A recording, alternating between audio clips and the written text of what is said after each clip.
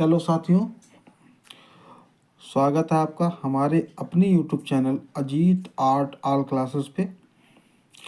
जैसा कि हमने आपको इससे पहले की जो क्लास दी थी वो बाघ गुफा का जो भाग 1 में हमने कुछ जानकारियां आप लोगों को दी थी। आज की जो क्लास है वो आपके बाघ गुफा के दूसरे भाग में संपूर्ण जानकारी आप लोगों को दे रहे हैं। ठीक है, जो बाघ का एंड पार्ट है। ठीक है, दो ही पार्ट में आपका ये बाघ गुफा है। तो भाग 1 में हमने आपको जो जानकारी दी थी वो आधी थी, आज हम आपको जो दे रहे हैं वो संपूर्ण आपको जानकारी दे रहे हैं। ठीक है, तो आइए हम देखते हैं इसमें भाग 2 में क्या क्या कहाँ से क्या मिला है। तो ये चीज़ें हम आपको बताना चाहते हैं। तो नंबर 1 पे लिखा गया है, उस पर यहाँ 9 गुफाएं पाई गई हैं। ठीक है, कुल मिलाकर के जो बाघ गुफा है हमारी बौद्ध धर्म से संबंधित है, ये सभी लोग जानते हो। जैसे कि अजंता हमारी बौद्ध धर्म से संबंधित थी, इस तरीके से बाघ जो गुफा है वो भी बौद्ध धर्म से संबंधित है गुफा। तो यहाँ पे 9 गुफाएं मिली सिर्फ, जिसमें 7, 8, 9। ठीक है, इन 3 गुफाओं के जो हैं मुख्य द्वार जो हैं बंद हैं। इन गुफाओं के अंदर के जो द्वार हैं यानी कि प्रवेश द्वार जो हैं वो बंद हैं। ठीक है, तो यहाँ पे इन 3 गुफाओं के अंदर जो भी चित्र बने हैं या बनाए गए हों उस समय के, तो उनकी प्राप्ति नहीं हो सकी। तो आज जो आपको हम इन 6 गुफाएं जो बची हैं यहाँ पे जहाँ से के द्वार खुले हुए हैं, उन गुफाओं के चित्रों के बारे में आपको बताएंगे कि इन गुफाओं का एक एक करके क्या नाम है, पहली गुफा का, दूसरी गुफा, तीसरी, चौथी, पांचवी, छठी गुफा का क्या क्या नाम है और किन किन नामों से पुकारा जाता है। तो आइए हम देखते हैं। नंबर 1 को बोलते हैं ग्रह गुफा। ये नोट कर लीजिएगा, ठीक है, बहुत ही इंपॉर्टेंट है। गुफा नंबर 1 को बोलते हैं, बाघ गुफा की नंबर 1 को बोलते हैं ग्रह गुफा, जिसको हम महाधिकारियों का निवास स्थान भी कहते हैं। ठीक है, पहली गुफा का नाम जो है ग्रह गुफा है, उसको महाधिकारियों का निवास स्थान भी कहते हैं। कहते नहीं, वो था उस समय। ठीक है, जो दूसरी गुफा है उसका नाम है पंच पांडव। नाम उसका है पंच पांडव, दूसरी गुफा का नाम है पंच पांडव। यहाँ पे क्या था, इसको गोसाई गुफा के भी नाम से जानते थे। ठीक है, तीसरी जो है हाथी खाना है। हाथी खाना, अब हाथी खाना का मतलब ये सबसे बड़ी गुफा होगी। उस हाथी का मतलब बड़ी, अब उस समय जो ये गुफा होगी वो सबसे बड़ी गुफा है। ठीक है, हाथी खाना ये नंबर 3 की गुफा है। गुफा नंबर 3 का नाम है हाथी खाना। गुफा नंबर 4 जिसका नाम है रंग महल। ठीक है, जिसको हम कह सकते हैं all of colour. All of colour मतलब जितने भी रंगों का प्रयोग किया गया है बाघ गुफाओं के अंतर्गत, और गुफा नंबर 4 के अंदर। अब ये गुफा नंबर 4 जो है ये बहुत ही मोस्ट है, इसी से सारे चित्र आपके मिले हुए हैं। ठीक है, गुफा संख्या 4 के जो अधिकांश चित्र जो है गुफा संख्या 4 और 5 के ही सम्मुख बरामदे पर बनाए गए हैं। ठीक है, जो उसके सामने के जो बरामदे बने हैं उन यहाँ पर जो इसके चित्र हैं बने हुए हैं। तो इसीलिए रंग इसको ऑल ऑफ कलर बोलते हैं। ठीक है, मतलब जितने भी रंगों का प्रयोग किया गया है बाघ गुफाओं के अंतर्गत उसको हम रंग महल बोलते हैं। यानी कि गुफा नंबर 4 को हम रंग महल यानी कि ऑल ऑफ कलर के नाम से जानते हैं। अगली गुफा है पाठशाला। ठीक है, गुफा नंबर 5, गुफा नंबर 5 को बोलते हैं पाठशाला। इसको कहते हैं व्याख्यान मंडल भी कह सकते हैं। ठीक है, जहाँ पे लोगों को शिक्षा इच्छुक लोग बैठ करके वहाँ पे उपदेश देते थे, उसको हम पाठशाला यानी कि व्याख्यान मंडल भी कह सकते हैं। अगला जो है गुफा नंबर 6 है, उसका नाम है शिक्षकों का निवास स्थान। यानी कि जो अनुयायी बुद्ध जी के जो अनुयायी थे, जो लोग वहाँ के बुद्ध भिक्षु में जो बड़े होते थे, जैसे गुरु जैसे नहीं होते थे, उनका निवास स्थान होता था। इसीलिए इनको नाम रखा गया शिक्षकों का निवास स्थान, या शिक्षकों को निवास स्थान मानते थे। ठीक है, तो ये 6 गुफाएं हैं जो वहाँ की बाघ गुफाओं के अंतर्गत पाई गई हैं। तो इसमें पहली गुफा ग्रह गुफा, दूसरी पंच पांडव, पहली ग्रह गुफा, दूसरी पंच पांडव, तीसरी हाथी खाना, चौथी रंग महल, पांचवी पाठशाला और छठी शिक्षकों का निवास स्थान। ये याद रखिएगा। ठीक है, ये शिक्षकों का निवास स्थान है। ये 6 गुफाएं जो आपके मुख्यतः रूप से इनके मुख्य द्वार बाघ गुफाओं के अंतर्गत खुले हुए, बाकी 3 गुफाओं के जो है 7, 8, 9 के द्वार बंद हैं, याद रखिएगा। अब हम आगे देखते हैं गुफा नंबर, यहाँ पे लिखा गया है गुफा नंबर 4, ठीक है। गुफा संख्या 4 के चित्र, देखिए हमने अभी बताया था गुफा संख्या 4 जो रंग महल यानी ऑल ऑफ कलर बोला जाता है, उसके अंतर्गत जो भी चित्र मिले उसके हम ज़्यादातर देखते हैं। यहाँ पे लिखा गया है सामने, अधिकांश चित्र गुफा संख्या 4, 5 के सम्मुख बरामदे में मिले, ठीक है। अधिकांश जो चित्र हैं गुफा संख्या 4, 5 के सम्मुख बरामदे पर बने हैं, ठीक है, ये याद रखिएगा, बने हैं यहाँ पे। अब ये तो क्लियर हो गया कि जो 4 और 5 गुफा है यानी कि रंगमहल और पाठशाला, इसके सामने के जो बरामदा है उसमें चित्र ज़्यादातर बने हुए, ठीक है। अब इसके अंतर्गत जो चित्र बने हुए वो हम आपको बता देते हैं। जैसे नंबर 1 पे लिखा गया है वियोग, दूसरा चित्र इसके गुफा संख्या 4 के अंतर्गत मिलता है मंत्रणा, तीसरा हमारा मिलता है देव पुरुषों का अधिकांश विचरण, चौथा जो मिलता है गायिकाएं, और पांचवा जो इसको कहते हैं नृत्यंगनाएं के व वेदिकाएं, और छठा जो है वो है शोभा यात्रा, ठीक है। जो 6 चित्र जो हैं आपके गुफा संख्या 4 के अंतर्गत बरामदे में मिलते हैं, जिसका नाम पहला हमने बता दिया वियोग, मंत्रणा, देव पुरुषों का आकाश विचरण और गायिकाएं चौथे नंबर, 5वें नंबर पे आपका नृत्यंगनाएं व वेदिकाएं हैं, और छठे नंबर का जो चित्र वो शोभा यात्रा। और शोभा यात्रा जो इसके अंतर्गत क्या होता था कि घुड़सवारों व हाथियों का दल दिखाया गया है, ठीक है, ये याद रखिएगा। ये तो हो गई बात आपके बाग गुफाओं के अंतर्गत कितनी गुफाएं मिली हैं, किन किन का गुफाओं का क्या नाम है, कितनी गुफाओं का द्वार बंद है, वो हमने आपको बता दिया। चित्र भी बता दिए गुफा संख्या 4 के अंतर्गत कौन कौन से मिले हैं, ठीक है। अब हम देखते हैं यहाँ के महत्वपूर्ण तथ्य, जो लिखा गया है महत्वपूर्ण तथ्य, इसके अंतर्गत हम देखते हैं नंबर 1 पे क्या लिखा गया है। तो नंबर 1 पे यहाँ पे लिखा गया है, नंबर 1 पे तथ्य में लिखा गया है 5वीं गुफा से मुर्गी तथा चूजे का चित्रण मिला है। गुफा नंबर 5 जो हमारी है यानी कि जो इसको हम पाठशाला के रूप में जानते हैं, उस गुफा से मुर्गी तथा चूजे का चित्र मिला, जिसे काल खंडाला वाले ने प्रकाशित कराया, ठीक है। ये विद्वान थे उस समय, उन्होंने इस गुफा संख्या 5 का जो चित्र मुर्गी तथा चूजे का जो चित्र है, उसने उस चित्र को कार्ल खंडाला वाला ने इसे प्रकाशित कराया, ठीक है, याद रखिएगा। दूसरे नंबर का जो पॉइंट है गुफा संख्या 4 जिसको हम रंग महल के सभी चित्र आगे बरामदे में ही मिले हैं। अब गुफा जरूर अंदर थी, लेकिन होता क्या था, जैसे आजकल के कमरे के बाहर एक बरामदा बनाया जाता है, ठीक है, उस तरीके से उस समय गुफा के बाहर एक बरामदा बना होता था, उसमें चित्र बनाए जाते थे। तो वहीं लिखा हुआ है गुफा संख्या 4 यानी कि रंग महल के सभी चित्र आगे बरामदे में ही मिले हैं। ये चित्र 45 गुणे 6 फीट चौड़े धरातल पर बने हैं, ठीक है। 45 गुणे 6 फीट, 45 फीट चौड़े का है और 6 फीट ऊंचे, ठीक है, 45 चौड़े और 6 फीट ऊंचे चौड़े धरातल पर बने दीवार पे, ठीक है। तो ये गुफा संख्या 4 के अंतर्गत सभी चित्र जो आगे बरामदे में मिले हैं, और ये चित्र जो हैं ज़्यादातर आपके जो हैं कहाँ मिले हैं, बरामदे में। और कितनी चौड़ाई ऊंचाई है, तो 45 गुणे 6 फीट चौड़े धरातल पर बने हैं, ठीक है, ये याद रखिएगा। अगला हम देखते हैं नंबर 3। देखिए महत्वपूर्ण जो तथ्य में बता रहे हैं ये बहुत इंपॉर्टेंट है, आप लोग नोट कर लीजिएगा। ये चीज़ मत सोचिएगा महत्वपूर्ण तथ्य में अलग है, लेकिन महत्वपूर्ण तथ्य इसीलिए हमने अलग से लिख के दिए कि आप लोगों को समझ में आ जाए कि महत्वपूर्ण तथ्य में क्या क्या मिलता है आपको, ठीक है। ये चीज़ ज़्यादातर पूछी जाती है।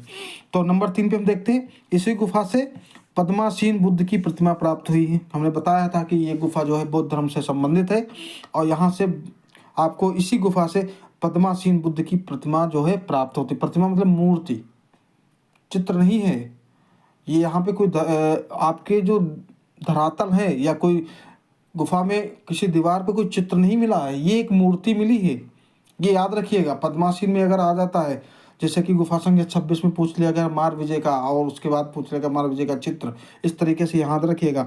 ये आपका इसी गुफा से पद्मासीन बुद्ध की प्रतिमा प्राप्त हुई है, इस गुफा से, ठीक है। तो आप इतना ज़्यादा बाघ गुफा से पद्मासीन बुद्ध की प्रतिमा प्राप्त हुई है। अगला हम देखते हैं नंबर 4 पे क्या लिखा गया है। नंबर 4 पे लिखा है, तथ्य में बाघ गुफाओं की चट्टानें भुरभुरे बलुआ पत्थर की हैं। कुछ चट्टानें जो होती कठोर पत्थर की होती, कुछ जो होती भुरभुरे बलुआ पत्थर की होती जो जल्दी टूट जाती है। ठीक है, जिसको जल्दी ज़्यादा ऊंचाई से अगर फेंकेंगे तो जल्दी टूट जाएंगे, क्योंकि बालू बहुत जल्दी बिखर जाती है। ठीक है, तो ये जो गुफाएं की चट्टानें वो भुरभुरे बलुआ पत्थर की बनी हुई हैं। ठीक है, अगला हम देखते हैं नंबर 5 पे क्या लिखा गया है। 1929 में पुरातत्व विभाग ने इन गुफाओं की सफाई का कार्य किया। 1818 में इसकी खोज हुई थी, याद रखिएगा, डेंजरफील्ड ने की थी। लेकिन होता क्या है कि 1929 में पुरातत्व विभाग ने इन गुफाओं की सफाई कार्य कराया था।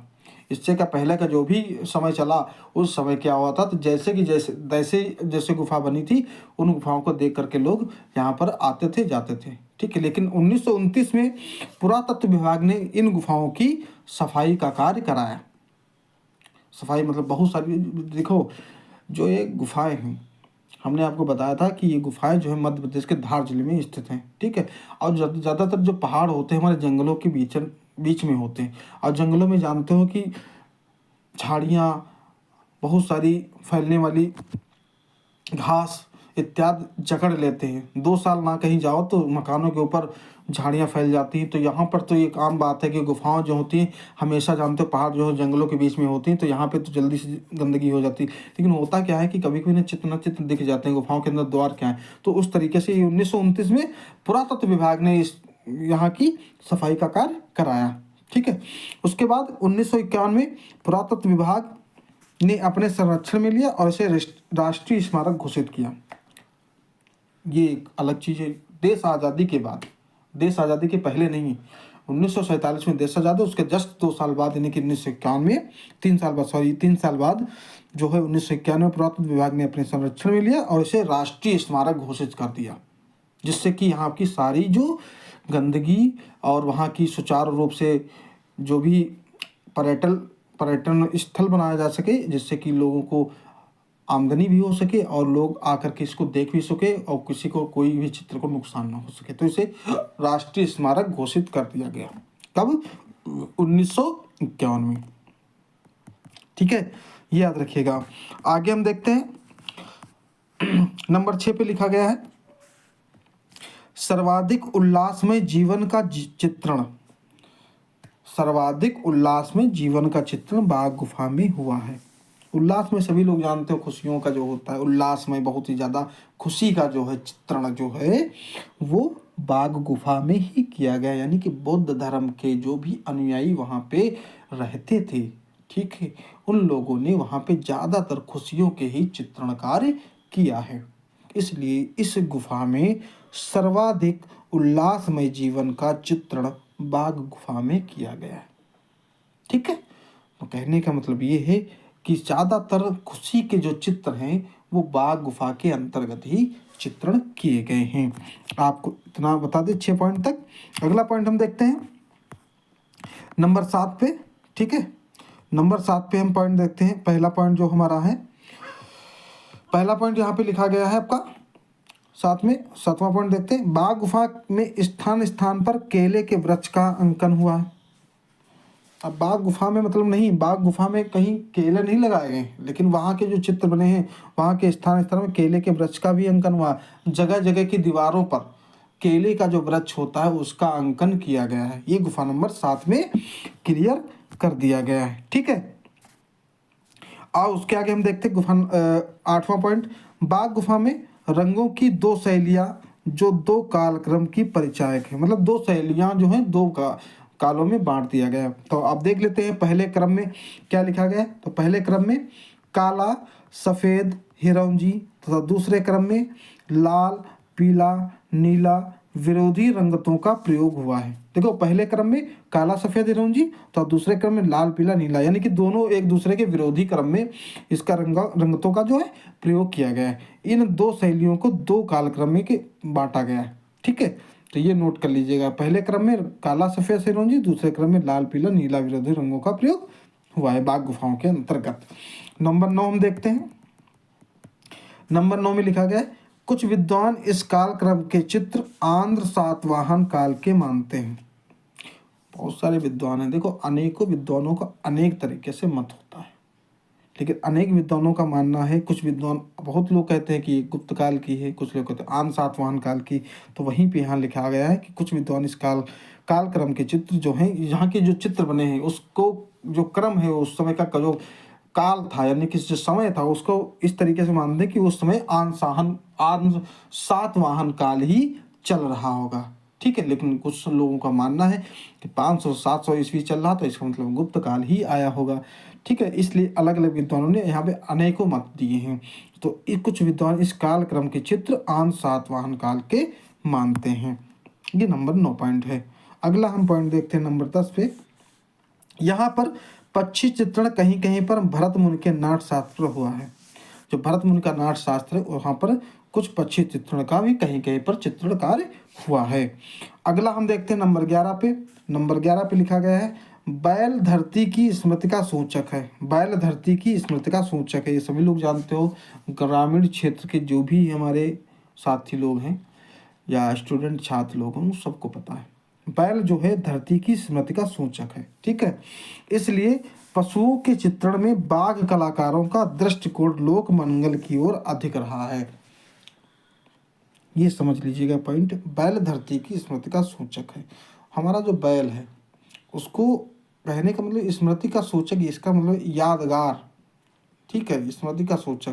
देखो बैल एक ऐसा इंसान जो था, बैल एक ऐसा जानवर था जो उस समय ट्रैक्टर, इलेक्ट्रॉनिक, बहुत सारी आजकल उपकरण बन गए, लेकिन उस समय क्या था कि जो भी खेतों की फसल उगाने के लिए जो जुताई होती थी, खुदाई होती थी, वो सारा का सारा काम किससे किया जाता था? बैलों से। इसलिए इसको धरती की स्मृति का सूचक मानते थे। और इसीलिए पशुओं के चित्रण में क्या होता था, बाघ कलाकारों, जो बाघ के कलाकार थे, उनका जो दृष्टिकोण जो था, उनका मानना था कि यहाँ के जो पशु बना हुआ है बैल का, उसका दृष्टिकोण मानना था कि लोक मंगल की ओर अधिक रहा है। देखो वहाँ की जुताई की जो साच, जैसे भी जुताई जो भी की गई हो, तो समझ गए थे कि कहाँ से ही जो आधुनिक युग में उपकरण बनाए गए हैं, ये सब के सब बैलों के ही सहारे में जो चलते थे उस समय उपकरण, उसके अनुरूप ही बनाए गए हैं। कैसे इनको हम ज़्यादा शक्तिशाली बना करके उससे जल्दी से जुताई कर सकेंगे। तो इसलिए बैल धरती की स्मृति का सूचक है। इसलिए पशुओं के चित्रण में बाघ कलाकारों का दृष्टिकोण जो रहा है, उनका जो देखने का नजरिया रहा है, वो लोक मंगल की ओर अधिक रहा है। ठीक है, तो ये सारी जो हमने आपको चीज़ें बताई हैं बाघ गुफा के अंतर्गत, तो ये आज आपकी एक बाघ गुफा की लास्ट क्लास यानी कि दूसरी भाग 2 में आपको हमने संपूर्ण जानकारी दे दी है। अब अगली क्लास जो होगी आपकी नई गुफा के साथ, और नए गुफा के साथ, नई चीज़ों के साथ आपके साथ मुलाकात, यानी कि आपके साथ क्लास होगी। ठीक है, और जिस किसी को कोई भी पॉइंट, फिर से हम बार बार यही कहते हैं, कोई भी पॉइंट अगर समझ में ना आए तो कमेंट बॉक्स में कमेंट जरूर कर दीजिए। निसंकोच कमेंट करिए, ये मत सोचिए कि हम जवाब नहीं देंगे, अगली क्लास में उसका हम निवारण जरूर निकालेंगे। और कोशिश करिए आप लोग कि वीडियो को ज़्यादा से ज़्यादा लोगों को शेयर करिए। जितना ज़्यादा आप लोग सब्सक्राइब कराएंगे, जुड़वाएंगे, उतना ज़्यादा हमारा उत्साह बढ़ेगा पढ़ाने का। तो आप लोगों से उम्मीद है कि आप लोग लाइक करें और कमेंट करें जो भी समझ में ना आए। ठीक है, और लोगों को जुड़वाइए और सब्सक्राइब कराइए। और आने वाली क्लास तक के लिए, तब तक सभी को राधे राधे।